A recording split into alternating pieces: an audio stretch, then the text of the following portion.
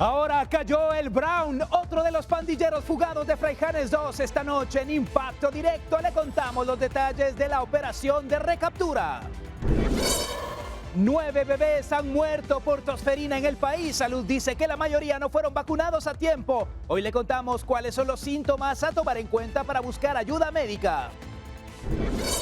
Es el responsable de la seguridad pública del país, pero también un perseguido político. Francisco Jiménez dice en una entrevista exclusiva con Impacto Directo y Prensa Libre que se entregará a la justicia cuando concluya su cargo.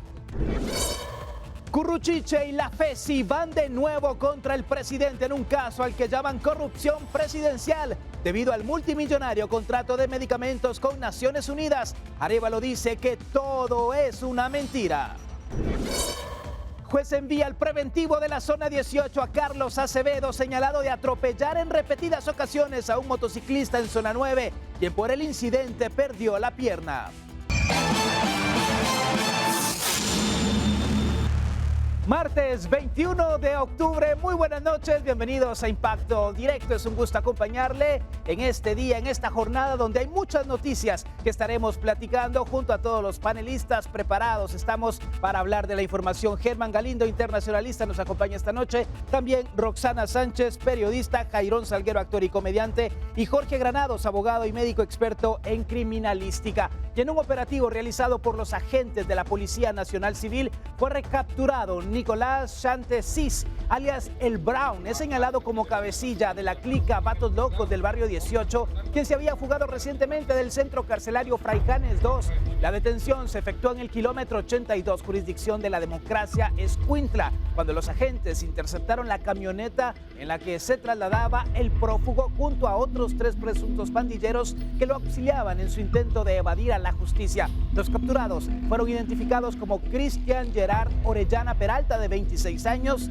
Héctor Mendoza de Paz, de 35, y Carlili Analis Coronado Barrios, de 30 años. Durante el operativo se incautaron armas de fuego, municiones, y se estableció que uno de los detenidos contaba con orden de aprehensión vigente por los delitos de encubrimiento propio y portación ilegal de arma de fuego. Las autoridades mantienen el operativo en desarrollo mientras alias El Brown será puesto nuevamente a disposición del sistema penitenciario y del Ministerio Público para continuar con los procesos judiciales correspondientes.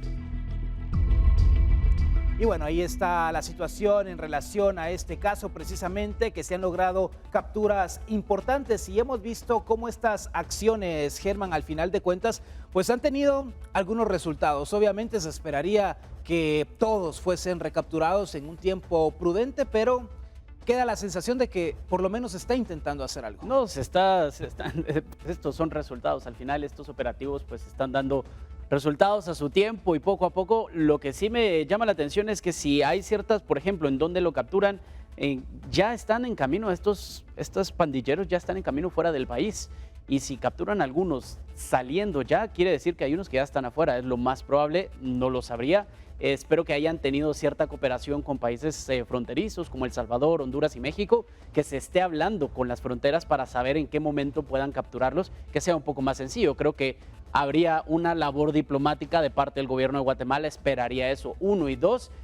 También, bueno, estos pandilleros ya saben cómo operar dentro de las prisiones del país, así que espero, y lo más lógico y coherente, creo yo, no hay que ser experto en seguridad para saber que no se les lleva a la misma cárcel tal vez, o que el proceso debe cambiar, o que deberían de estar mejor custodiados. Algo tiene que cambiar, porque si los regresan ahora a la misma prisión, al mismo momento, en el mismo ambiente o el mismo contexto, es que van a salir para, antes de que acabe el año, van a volver a escaparse. Es como que solo hubieran salido a darse un aire de vacaciones, Roxana, y otra vez están ahí adentro, de regreso al lugar en donde se coordina todo el crimen en el país. Sí, eso es lo complicado. Además sabemos ahorita que no se ha dejado, se están poniendo obstáculos para que el ministro de Gobernación nuevo que nombró el presidente no tome posesión.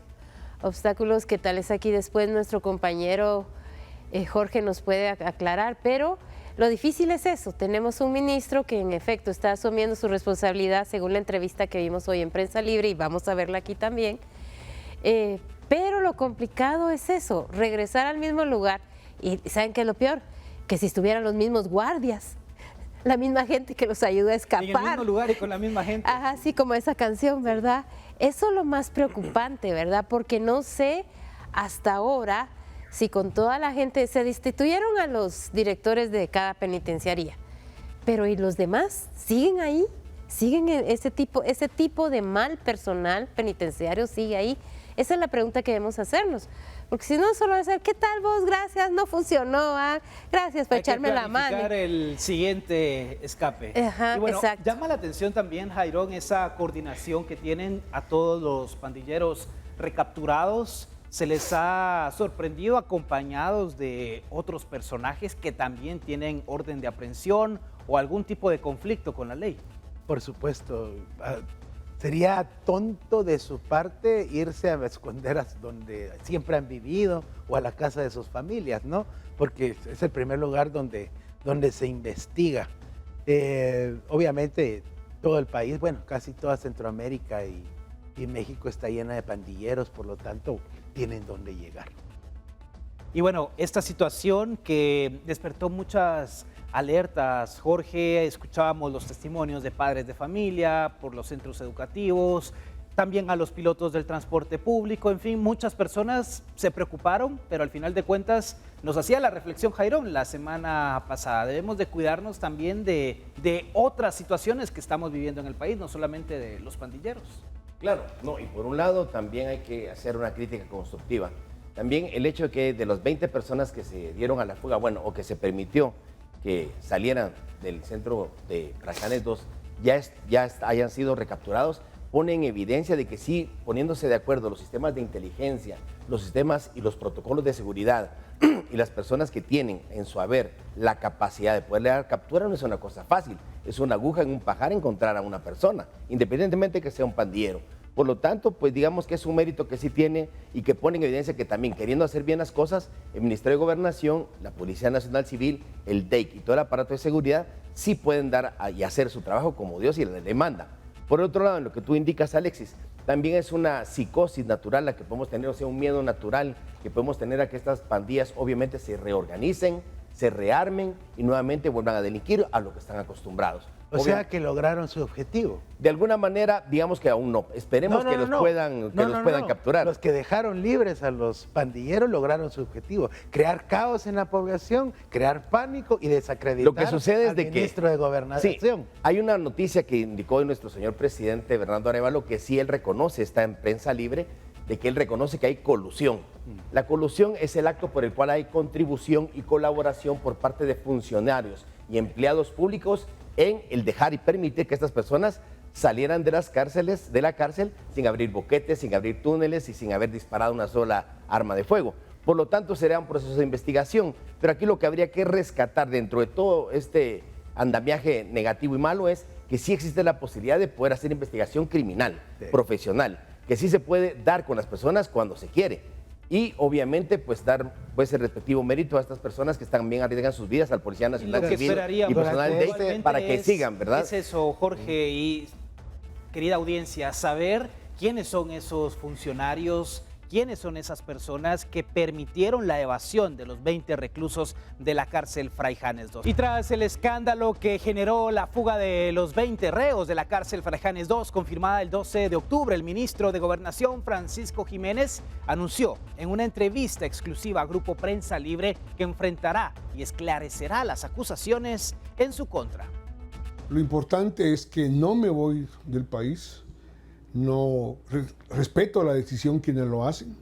Las condiciones no son las mejores, pero yo creo que es importante enfrentarse a las acusaciones en el marco de un proceso que yo pienso que va a ser y esperaría que sea un proceso bajo las características del Estado de Derecho. Salir no es para mí una opción. Y no es una opción porque, insisto, tengo que enfrentar estas acusaciones y tengo que esclarecerlas.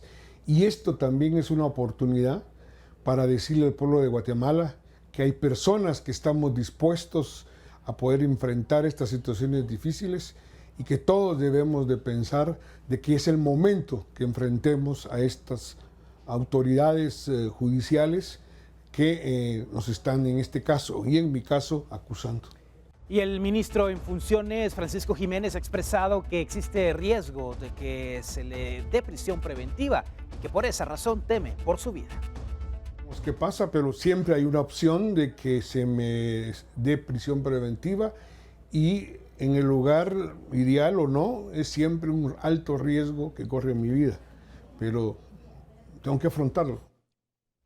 Y este temor por su vida es una situación evidente, Jairón. Debe brindarse una protección porque si bien como ciudadanos no estamos satisfechos con el trabajo desempeñado, puede ser que alguna estructura criminal sí haya sido afectada por el trabajo del ministro en funciones. No solo una, fueron varias estructuras criminales que fueron afectadas. Tomemos en cuenta los 16 extraditables que se capturaron en este año. Dentro de ellos, el de los Huista, uno de los más importantes, tanto que hasta Trump mandó a felicitar al gobierno de Guatemala por esas capturas. A partir de ahí, cuando se hacen estas capturas, la violencia en Guatemala se incrementa, ¿sí? Como respuesta a esto. Cambian a los reos a otra cárcel y la violencia se vuelve a incrementar, ¿sí? Y ahora el escándalo de los 20 que dejaron libres porque no son fugados.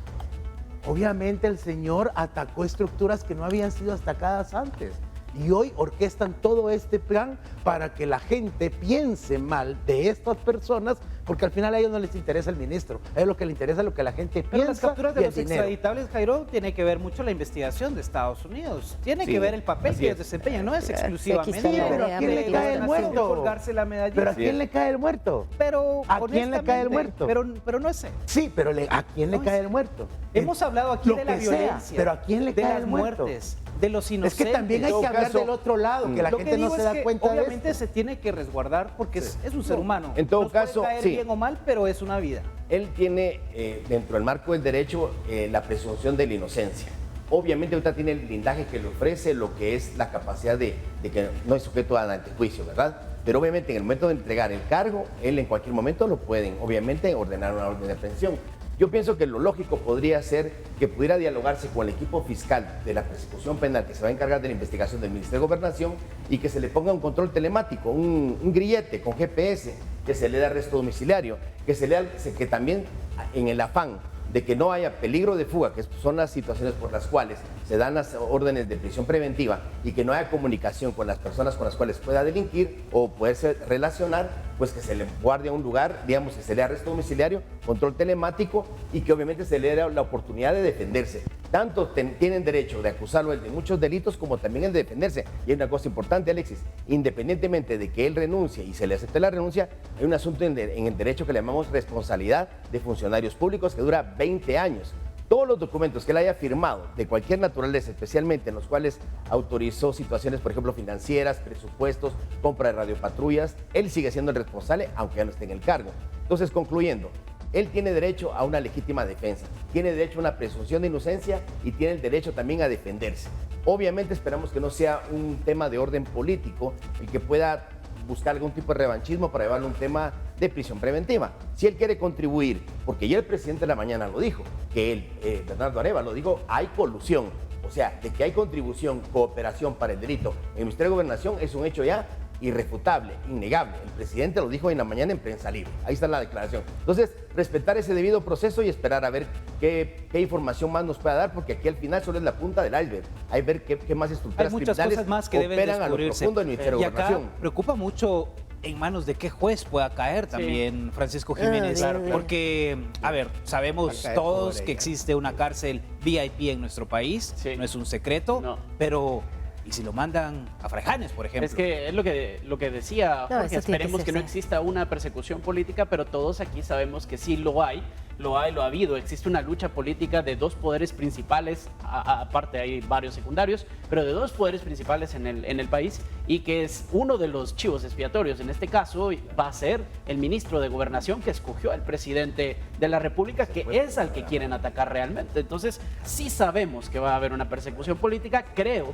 Bueno, eso ya es personal, pero se va a llevar a cabo a través del sistema judicial, que sabemos, aquí lo hemos reportado, que existen beneficios y bueno, que hay una mano atrás de ciertos jueces, y esperemos que no, pero yo creo que sí va a haber, sobre todo considerando que sí ocurrió una falta muy grave, sí se escaparon 20 presos muy importantes y cabecillas, y que sí era su responsabilidad. No estamos diciendo que a él se le está acusando de algo que no ocurrió o que se le está inventando o fabricando un caso. Fue algo que ocurrió, pero evidentemente va a haber una persecución política detrás. El grado de responsabilidad, sobre todo, pero esperamos obviamente que se pueda tener una garantía. Eso es fundamental en el debido proceso, respetando la presunción de inocencia, que muchas veces acá lo hemos conversado. Y hay muchas noticias obviamente que han marcado esta jornada informativa de martes, pero esta sin lugar a dudas marca un antes y un después. La Fiscalía Especial contra la Impunidad del Ministerio Público ha presentado la investigación denominada Caso UNOPS, corrupción presidencial,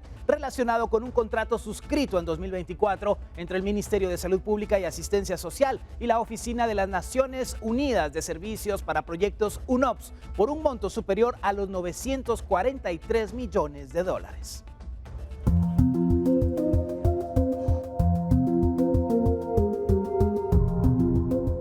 La Fiscalía contra la Corrupción del Ministerio Público presentó una investigación por el memorándum de acuerdo entre el Ministerio de Salud Pública y Asistencia Social y la Oficina de Naciones Unidas para los Proyectos UNOPS, relacionado con el proyecto de mejora del acceso a la salud mediante alternativas para el aprovisionamiento de medicamentos, tecnología médica y otros insumos de salud pública y asistencia social, firmado el 30 de abril de 2024, por un monto superior a los 7.274 millones de quetzales. Fue firmado únicamente por el señor Óscar Cordón Cruz, quien fungía como ministro de Salud Pública y Asistencia Social, y el señor Andrea Calvaruso, director de UNOPS en Guatemala, en el cual se destinó una inversión total de 943.944.460 dólares. Es decir, que este convenio que se firmó entre el Ministerio de Salud Pública y Asistencia Social y UNOPS lo debió de haber aprobado el Congreso de la República y no únicamente el ministro de Salud. Por lo anterior, se giraron órdenes de captura en contra de funcionarios y exfuncionarios del Ministerio de Salud Pública y Asistencia Social por varios delitos y se presentó la solicitud de retiro de antejuicio en contra del titular de la cartera. Además, se está presentando el retiro del antejuicio en contra del ministro de Salud Pública y Asistencia Social, Joaquín Barnoya Pérez, por los delitos de asociación ilícita, abuso de autoridad y peculado por sustracción. De acuerdo con lo señalado, las órdenes de captura que se giraron son contra Óscar Cordón, exministro de Salud Pública, Edwin Romesicán, director administrativo, María Vélez, asesora de despacho, y Luis Cermeño, encargado de presupuesto. Los delitos por los que son sindicados por el Ministerio Público son asociación ilícita, peculado por sustracción, abuso de autoridad, tráfico de influencias y falsedad ideológica. Gustavo y su hijo reciben el dinero para luego depositarlo en cuentas del extranjero en Uruguay, Panamá, Costa Rica. Y cuando el presidente necesita dinero en efectivo para actos de corrupción, estos se lo entregan en efectivo en sus oficinas al señor Santiago Palomo Vila, emisario de Bernardo Arévalo.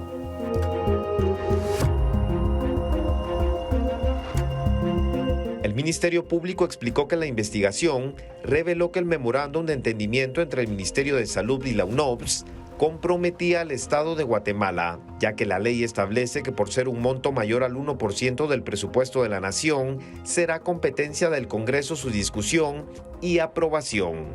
Para Noticiero Guatevisión, Juan Pablo Garrido. Y por este caso, el Ministerio Público llevó a cabo allanamientos en la sede del Ministerio de Salud. Hasta ahora, solo Luis Felipe Aldana ha sido detenido. Los otros dos señalados no se presentaron a laborar. Además, la FESI presentó una solicitud de retiro de antejuicio contra el ministro de Salud, Joaquín Barnoya. Según el ente investigador, se llevaron a cabo 10 inspecciones oculares y 8 allanamientos en sedes del Ministerio de Salud, su edificio central y 5 farmacéuticas. Según la FESI, el objetivo fue recolectar evidencia y ejecutar las órdenes de captura. Y hoy, durante la ronda, al presidente Arévalo le preguntaron por esta investigación. En su respuesta, el mandatario calificó las acusaciones de falsas e imposibles de probar. Y si ellos siguen produciendo acusaciones absolutamente falsas, imposibles de probar, pero ¿sabe qué es lo cruel? Que en el camino se ensañan con gente como las órdenes de captura que están sacando ahora en contra de funcionarios del Ministerio de Salud, a los que van a ir a buscar para poner en la cárcel gente que no ha hecho nada y que, porque la acusación es absolutamente absurda, pero a la que van a intimidar, a la que van a amedrentar, porque a eso se dedican, a traficar con el miedo, a asustar a la gente. Son 7.000 millones de quetzales. Hay muchas dudas, obviamente, alrededor de este caso, los señalamientos de corrupción, pero sobre todo, Roxana, un personaje que a lo largo de la historia, no solamente de esta administración, sino en pasadas, ha sido protagonista. Gustavo Alejos. Sí, mira, y fuera de cámara lo decíamos, lo raro es que involucran a este hombre, que cada gobierno aparece en el ministerio, pero contra él no hay orden de captura, ¿va? O sea, yo misma pensé, dije, si tienen tan fehacientemente que él dirigió todo, porque dicen que él enseñó al presidente, que le dijo dónde poner, dónde todo, ¿por qué al director de la orquesta? A la mente siniestra. Sí, a la mente siniestra no le giraron orden de captura. Y claro, el ministerio tiene derecho a investigar. Aquí el problema es quién es el que investiga.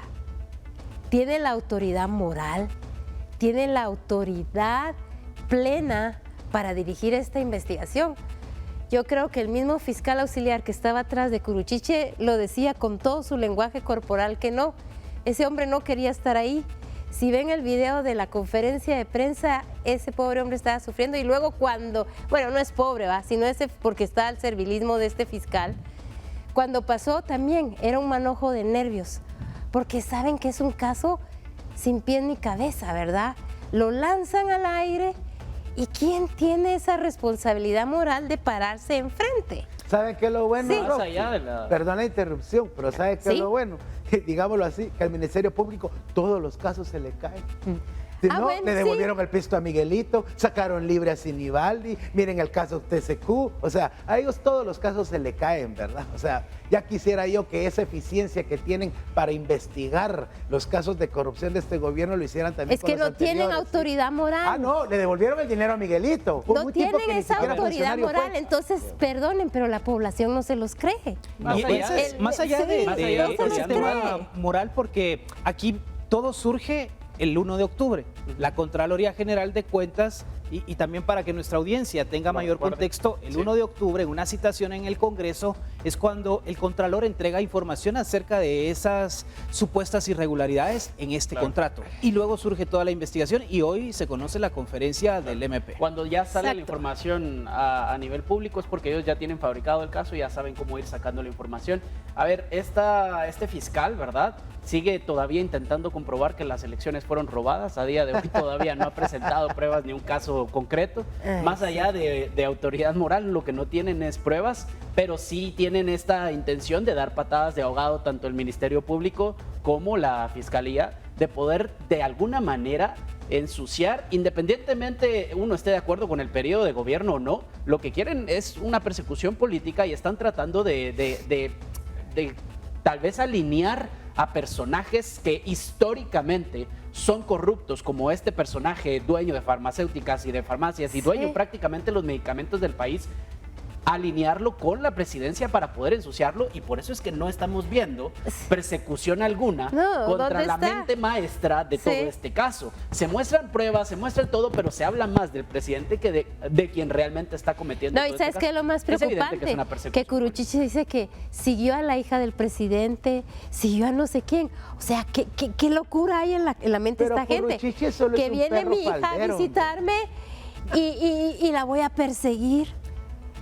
¿Saben ustedes bueno, una es su labor. situación antes de ir a la Es- pausa? es algo Que enfermo, es algo lamentablemente enfermo. Hemos visto cómo la institución, el Ministerio Público, se ha convertido en una herramienta de distintas administraciones, justamente, Jorge, en ese tema político.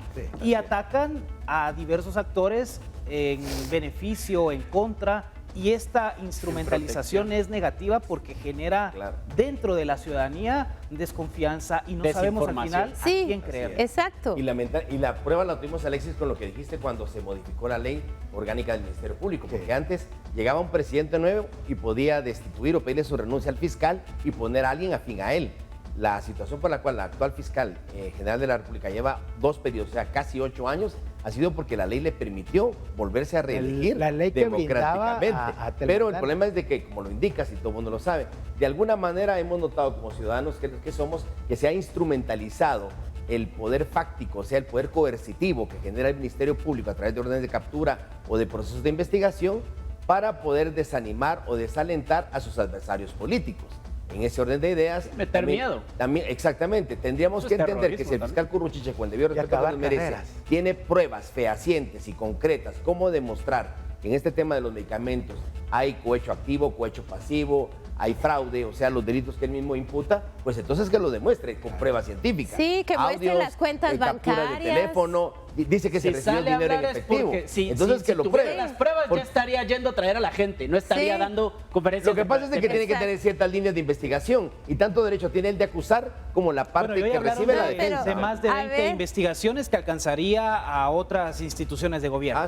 Y el juez de segunda instancia penal, Maximiliano Morales, ha dictado prisión preventiva para Carlos Ovidio Acevedo Navas, de 74 años, al ser señalado de atropellar repetidamente a un motociclista en zona 9 de la ciudad de Guatemala. La defensa había pedido que lo enviaran a Mariscal Zavala, pero el juez lo envió al preventivo de zona 18. Este es un caso que ha desatado preocupación por la violencia vial y la impunidad. El incidente ocurrió el 25 de septiembre de 2025 en la zona 9 capitalina, cuando Acevedo invistió con su vehículo en repetidas ocasiones a un motorista, Larkin Daniel Morales Cuque. El hecho quedó registrado en video y fue ampliamente difundido en redes sociales, lo que generó indignación pública. La Sala Tercera de Apelaciones revocó las medidas sustitutivas previas y determinó la captura inmediata por indicios de intencionalidad y riesgo de fuga. La audiencia reveló que la defensa solicitó que Acevedo fuera llevado al cuartel Mariscal Zavala, argumentando su edad y estado de salud, pero el juez Maximino Morales decidió remitirlo al preventivo de la zona 18. A decretar la prisión preventiva del sindicato y como consecuencia ordena su ingreso al centro preventivo zona 18 de esta ciudad de Guatemala. Asimismo, tomando en consideración de que este ha manifestado que padece algunas situaciones de salud, el juzgador, con fundamento en lo establecido en el artículo 93 de la Constitución Política de la República, que se refiere al derecho a la salud, ordena de que sea el Instituto Nacional de Ciencias Forenses el que proceda a practicar evaluación médica del sindicato, asimismo hacerle llegar las constancias que se han puesto a la vista del juzgador relacionadas a los tratamientos que él puede estar llevando y sea el Instituto Nacional de Ciencias Forenses el que determine si las condiciones del centro preventivo de la zona 18 cumplen o no los parámetros para determinar una buena salud del sindicato. Familiares de la víctima ven esta decisión como un avance, pero insisten en que este tipo de casos requieren no solo respuesta judicial, sino también una política de movilidad más segura y un fortalecimiento de la cultura de transporte. Con imágenes de Moisés Sheck, para Impacto Directo reportó Oscar Vázquez. Un caso que ha dejado en evidencia cómo nuestra sociedad de a poco ha ido perdiendo esa paciencia, pero finalmente parece, Jorge, que la justicia está llegando en este caso. Justicia que se cumple precisamente porque el juez decide cambiar los delitos por los cuales en primera instancia se estaba señalando a este individuo y luego porque no irá a la prisión que él había elegido. Exacto. De todos fue un hecho notorio, Alexis, no se necesita ser abogado, es por puro sentido común el habernos dado cuenta que la intención del agresor, en este caso el conductor de este automóvil, retrocede, avanza y lo hace en el pleno uso de sus facultades intelectuales. O sea, ahí la intención era matar. Entonces el Código Penal establece que cuando la intención es matar, el delito debe ser tentativa de homicidio, o sea, el deseo. pero no se consuma porque hay situaciones periféricas que limitan que lo pueda hacer. Entonces, el primer juez que conoció, de verdad, ahí se había prevaricato. Prevaricato es cuando un juez toma una decisión alejado del derecho. Lo liga a proceso penal por el delito de lesiones, por una fractura en la pierna. Eso es totalmente ilógico. No, sí, por supuesto. Entonces, obviamente la presión mediática en las redes, el comentario que se hizo famoso entre los motoristas, pues eran un hecho notorio y abundante de que la intención era el matar. Por lo tanto, el delito debe ser homicidio en grado de tentativa y, ojo con esto, la reparación digna. En reparación digna entendemos por todo lo que es la compensación económica, material, intelectual, emocional, para que este joven, Clardy creo que se llama, Larkin, sí. Larkin, recupere no solamente la movilidad de su pierna, sino también sus emociones, que obviamente van a estar sumamente afectadas. Una prótesis robótica está costando de $15,000 a $40,000, el equivalente a 400,000 quetzales. O sea, la reparación digna es el poder establecer un monto adecuado con el cual podría llegarse a una negociación justa, porque el homicidio grave de tentativa podría permitir en algún momento dado, dependiendo del proceso, que también el juez comprenda que la persona tenga la intención de querer compensar el daño provocado al Larkin. Pero también te digo una cosa, Alexis, ¿por qué no este señor, con el debido respeto, aunque sé que también es colega abogado, por qué no lo sacó del Hospital San Juan de Dios y lo llevó a un hospital privado para recibir atención de primera? Mostrar una voluntad distinta. Exacto, mostrar una buena voluntad, Alexis, es una buena. Hablar con la familia. De la solicitud de exámenes de INASIF constantes que realizó. Sí, pero eso, Alexis, es cajonero. O sea, es un hecho evidente y con el debido respeto para el sindicado, en este caso procesado, el abogado, el que el INASIF realice valoraciones forenses. Eso, por supuesto, eso es obligatorio, pero aquí más importante que la valoración forense es establecer el comportamiento, el dolo, el querer de lo que él quería. Él no quería asustarlo, no quería fracturarlo, quería acabar con su vida.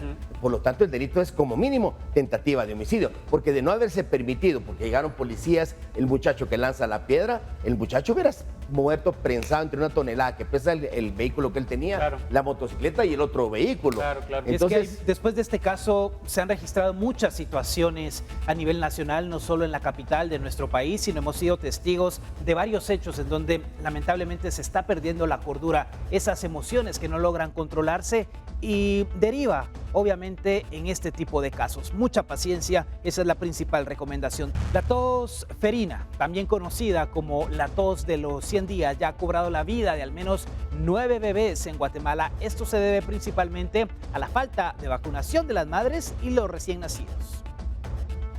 Los casos de tos ferina en Guatemala van en aumento. Se han detectado ya al menos 260 y esto equivale a poco más del 50% de positividad, mientras que 9 niños menores de 6 meses han fallecido. Los susceptibles son aquellos niños que no han cumplido su esquema de vacunación completo. A la fecha llevamos 260 casos positivos, con una positividad del 52%. Eso quiere decir que el doble de los positivos se han muestreado dentro de las capacidades que tiene el Ministerio de Salud, el ICS y la entidad privada, que son los que reportan los casos.